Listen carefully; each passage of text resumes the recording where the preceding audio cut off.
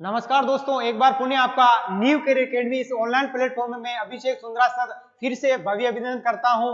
हम लेके आए हैं राजस्थान की प्रश्नोत्तरी का आज जो भाग है वो है भाग नंबर 9। भाग नंबर 9 का देखिएगा ये पहला प्रश्न क्या कहता है, पृथ्वीराज की 12 खंभों की छतरी निम्नलिखित में से किस किले में स्थित है। यहाँ पर पृथ्वीराज की 12 खंभों की छतरी पूछी गई है कि वो किस किले में है। क्या कोमलगढ़ किले में है, मेहरानगढ़ के किले में है, या फिर चित्तौड़गढ़ किले में है, या फिर गोगुंदा के किले में है। देखें, पृथ्वीराज जो सिसोदिया है, पृथ्वीराज जो सिसोदिया है वो मेवाड़ के राजा हुए हैं, मेवाड़ के शासक हुए हैं। पृथ्वीराज सिसोदिया को उडना राजकुमार भी कहा जाता है, उडना राजकुमार भी कहा जाता है। और इनकी जो पत्नी थी उनका नाम तारा देवी था। तारा देवी के नाम पर ही अजय मेरु दुर्ग को तारागढ़ दुर्ग कहा जाता है। कोमलगढ़ दुर्ग की तलेटी में कोमलगढ़ दुर्ग की तलेटी में यहाँ पर 12 खंभों की छतरी जो कि पृथ्वीराज सिसोदिया की छतरी होती है। इस प्रकार से इसका जो राइट आंसर होगा कोमलगढ़ का किला, जहां पर पृथ्वीराज सिसोदिया की 12 खंभों की छतरी देखने को मिलती है। बढ़ते हैं अगले प्रश्न की ओर। अगला प्रश्न है, प्रसिद्ध स्वतंत्रता सेनानी रत्ना देवी संबंधित थी। फिर से देखें, प्रसिद्ध स्वतंत्रता सेनानी रत्ना देवी संबंधित थी। क्या जयपुर से इनका संबंध था, या फिर जोधपुर से था, अलवर से था, या फिर उदयपुर से था। तो देखिएगा ये जो रत्ना देवी है, रत्ना देवी का संबंध अगर बात करें, रत्ना देवी इनका जो जन्म है वो एमपी में हुआ था, मध्य प्रदेश में हुआ था। 1912 में इनका जन्म हुआ था। इनका जो विवाह वो जयपुर के हीरालाल शास्त्री के साथ होता है।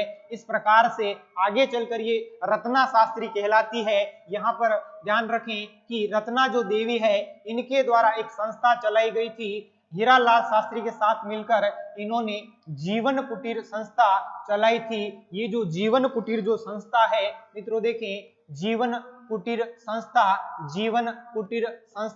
ये जीवन कुटीर जो संस्था है वो बालिका शिक्षा को बढ़ावा देती है, बालिका शिक्षा को बढ़ावा देती है। अगर बात की जाए कि बालिका शिक्षा को कौन सी संस्था यहाँ पर बढ़ावा देती है, तो जीवन कुटीर संस्था। और यही जीवन कुटीर संस्था जिसका नया नाम वनस्थली विद्यापीठ था, वनस्थली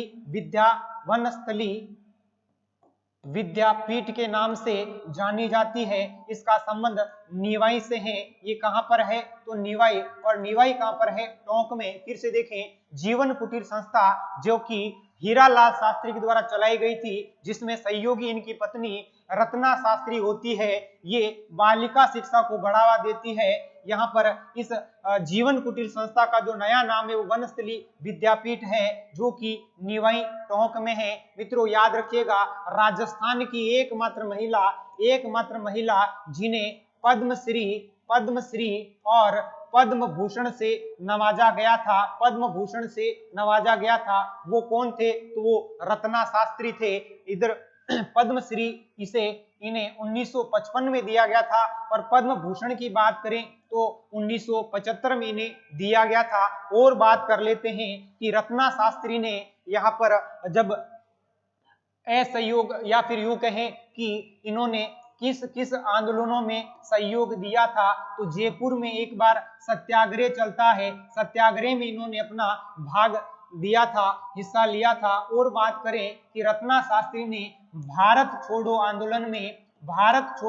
आंदोलन में भूमिगत होने का यहाँ पर सहयोग दिया था। इस प्रकार से इनका जो संबंध था वो जयपुर से था। फिर से देखें, प्रसिद्ध स्वतंत्रता सेनानी रत्ना शास्त्री का संबंध कहां से था, तो इनका संबंध जयपुर से था। दूसरे का जो राइट आंसर होगा फर्स्ट, जयपुर। बढ़ते हैं अगले प्रश्न की ओर। अगला प्रश्न है तीसरा प्रश्न, निम्नलिखित में से कौन सा युग्म सुमेलित नहीं है। ऐसे प्रश्न बार बार एग्जाम में देखने को मिलते हैं जहां पर नहीं दिया जाता है। देखें, एक तरफ समाचार पत्र है तो दूसरी तरफ प्रकाशन है। क्या भारत वीर भरतपुर से लिखा गया था? क्या प्रभात जयपुर से लिखा गया? क्या आगी बाण अजमेर से लिखा गया? या फिर नवजीवन अजमेर से लिखा गया? तो यहाँ पर भरतवीर जो है वो भरतपुर से ही लिखा गया।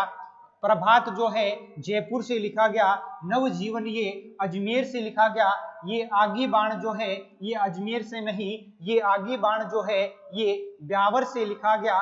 ये आगी बाण जो है ब्यावर से लिखा गया। मित्रों याद रखिएगा, ये आगी बाण कौन लिखता है? तो ये जे नारायण व्यास के द्वारा लिखा गया था। जे नारायण व्यास के द्वारा लिखा गया था, जिनका संबंध जोधपुर से है। जिनका संबंध कहां से है? जोधपुर से है। ये जो आगी बाण या फिर जिसे अग्नि बाण भी कहते हैं, ये आगी बाण जो समाचार पत्र है वो राजस्थानी भाषा का पहला राजनीतिक समाचार पत्र है।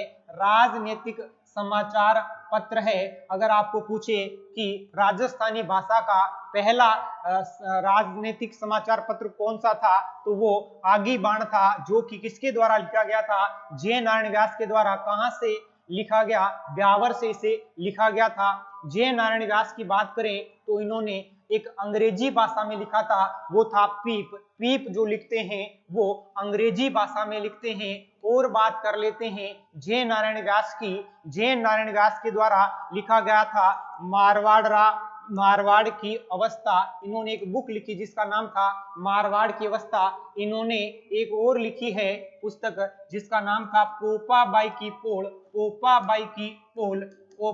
की पोल। ये भी जे नारायण व्यास ने लिखी थी। जे नारायण व्यास को लक्कड़ का फकीर या फिर धुन का धनी, इन्हें ही शेर ए मारवाड़ भी कहा जाता है। इस प्रकार से इसमें जो गलत आंसर था वो था आगी बाण, जो कि आगी बाण अजमेर से नहीं, ये ब्यावर से लिखी गई थी। बढ़ते हैं अगले प्रश्न की ओर। अगर आपको अच्छा लग रहा हो तो इसे लाइक करें, शेयर करें और सब्सक्राइब करें। देखिएगा अगला प्रश्न, चौथा प्रश्न। शिवरात्रि पशु मेले का आयोजन होता है। यहाँ पर पशु मेला पूछा गया। शिवरात्रि पशु मेले का आयोजन होता है किस जिले में होता है? क्या झालावाड़ में होता है, करौली में होता है, भरतपुर में होता है या फिर अलवर में होता है? देखें, शिवरात्रि जो पशु मेला है वो करौली में होता है। कहाँ पे होता है?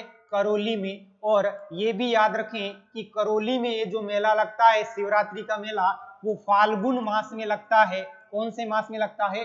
फाल्गुन मास में ये मेला लगता है। और शिवरात्रि के इस मेले में सबसे अधिक गिर नस्ल के पशु यहाँ पर क्रय विक्रय होते हैं। इस प्रकार से और बात करें अगर पशु मेलों की, तो याद रखें राज्य स्तर का सबसे जो बड़ा पशु मेला लगता है वो मेला कार्तिक पशु मेला, जो कि पुष्कर अजमेर में लगता है। इस प्रकार से बात करें कि शिवरात्रि पशु मेले का आयोजन कहाँ होता है, तो इसका राइट आंसर होगा करौली में होता है। कब होता है? फाल्गुन के महीने में होता है। और यहाँ पर सर्वाधिक किस नस्ल के पशु देखने को मिलते हैं? तो गिर नस्ल के पशु देखने को मिलते हैं। बढ़ते हैं अगले प्रश्न की ओर। अगला प्रश्न है राजस्थान जनजातीय क्षेत्रीय विकास सहकारी संघ की स्थापना किस वर्ष हुई थी? देखिए, क्या 1965 में हुई थी या फिर 1952 में हुई थी, 1988 में हुई थी या फिर 1976 में हुई थी? तो देखें, राजस्थान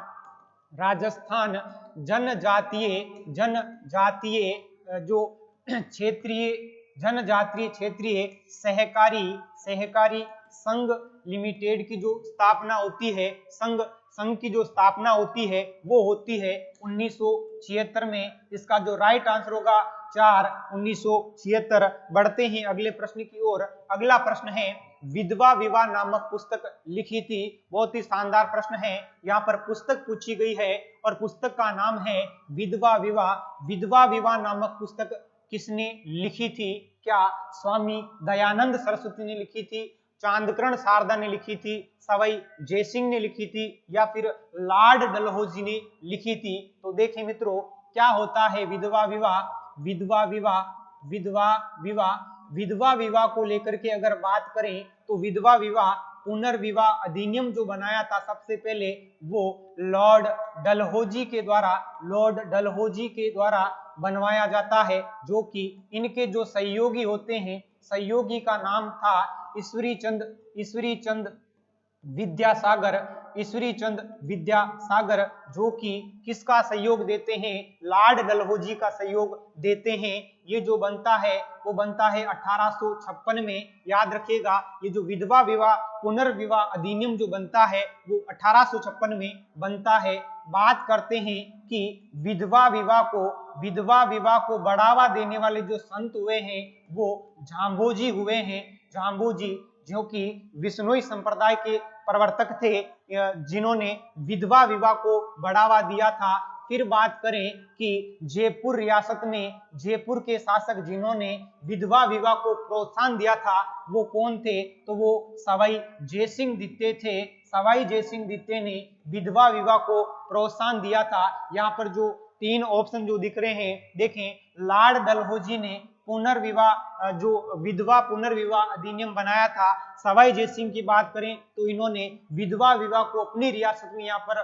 प्रोत्साहन दिया था। चांदकरण शारदा ने विधवा विवाह नामक एक क्या लिखी थी, तो पुस्तक लिखी थी। इस प्रकार से इसका जो राइट आंसर होगा वो होगा चांदकरण शारदा। बढ़ते हैं अगले प्रश्न की ओर। अगला प्रश्न देखिएगा, अगला 7वां प्रश्न, पटेलियो, बिछियो और लालर क्या है? पटेलियो, बिछियो एवं लालर क्या है? क्या ये राजस्थानी आभूषण है, राजस्थानी लोकगीत है, राजस्थानी लोक वाद्य यंत्र है, या फिर राजस्थानी लोक नाट्य है? तो मित्रों देखें, ने तो ये आभूषण है और ने ही वाद्य यंत्र है, ने ही किसी नाट्य का रूप है। ये राजस्थानी लोकगीत होते हैं जिनका संबंध मेवाड़ क्षेत्र से होता है। जिनका संबंध कहां से होता है? मेवाड़ क्षेत्र से होता है। इसका जो राइट आंसर होगा वो होगा राजस्थानी लोकगीत। बढ़ते हैं अगले प्रश्न, 8वें प्रश्न की ओर। मंत्र राज प्रकाश किस संत के आध्यात्मिक विचारों का संकलन है? फिर से देखें, यहां पर पूछा गया है विचारों का संकलन कि मंत्र प्रकाश नामक किस संत के आध्यात्मिक विचारों का संकलन है। क्या दादू दयाल जी का है, या फिर रामचरण जी के उपदेशों को कहते हैं, या फिर संत हरिदास जी के उपदेशों को कहते हैं, या फिर जसनाथ जी के उपदेशों को या विचारों को कहते हैं? तो देखें क्या होता है मंत्र राज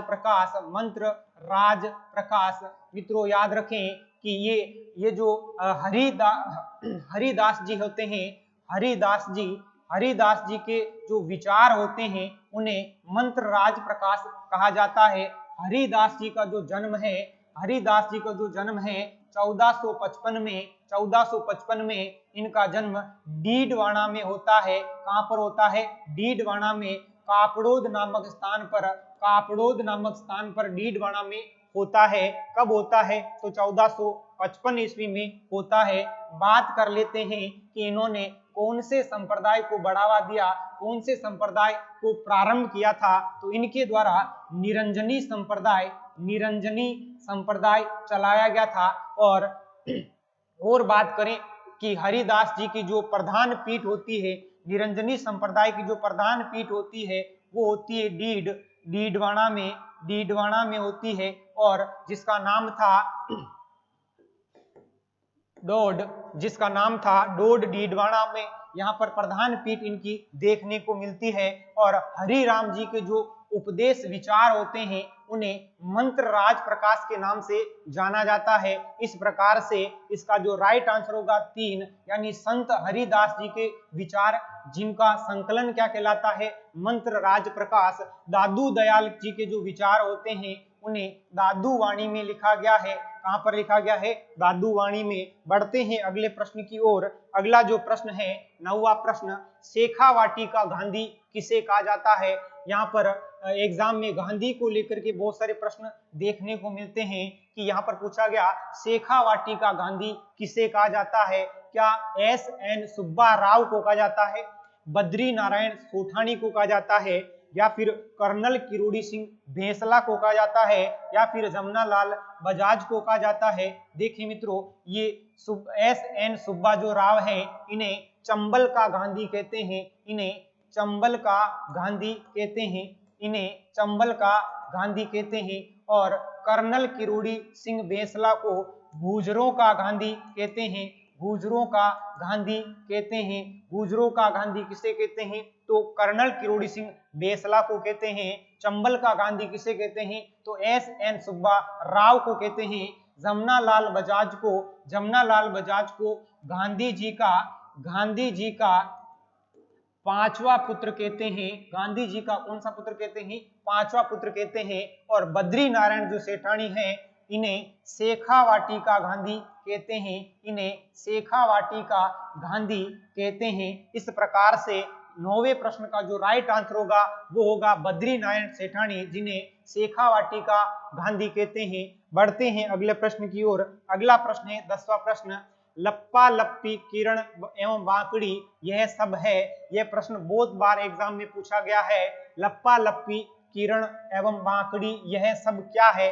क्या ये राजस्थानी फिल्म सासू माँ के किरदार है? क्या ये गोटे के भिन्न भिन्न प्रकार है? क्या दुल्हन की साड़ियों के नाम है? या फिर मोठ की अधिक पैदावार देने वाली किस्म है? देखें क्या होते हैं लप्पा और लप्पी, किरण और बांकड़ी। तो मित्रों याद रखें ये गोटे के प्रकार होते हैं, गोटे के प्रकार होते हैं। गोटे कहाँ कहाँ के प्रसिद्ध है? तो मित्रों याद रखें, एक तो खंडेला सीकर के ये प्रसिद्ध है। दूसरा भिणाय केकड़ी के ये प्रसिद्ध है। फिर से देखें लप्पा और लप्पी, किरण, बांकड़ी ये गोटे के प्रकार होते हैं। गोटे जो है खंडेला सीकर के प्रसिद्ध है और गोटे भिणाय केकड़ी की प्रसिद्ध है। इस प्रकार 10वें प्रश्न का जो राइट आंसर होगा गोटे के भिन्न भिन्न प्रकार। अगर आपको ये अच्छा लगा हो तो इसे अधिक से अधिक शेयर करें, लाइक करें और सब्सक्राइब करें। तब तक के लिए मित्रों ख्याल रखिएगा। धन्यवाद।